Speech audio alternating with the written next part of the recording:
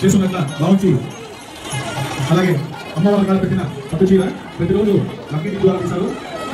అమ్మవారి కాడ పెట్టిన పట్టు చీర ప్రతిరోజు లక్కీ టిప్ ద్వారా తీశారు. 9 చీరలు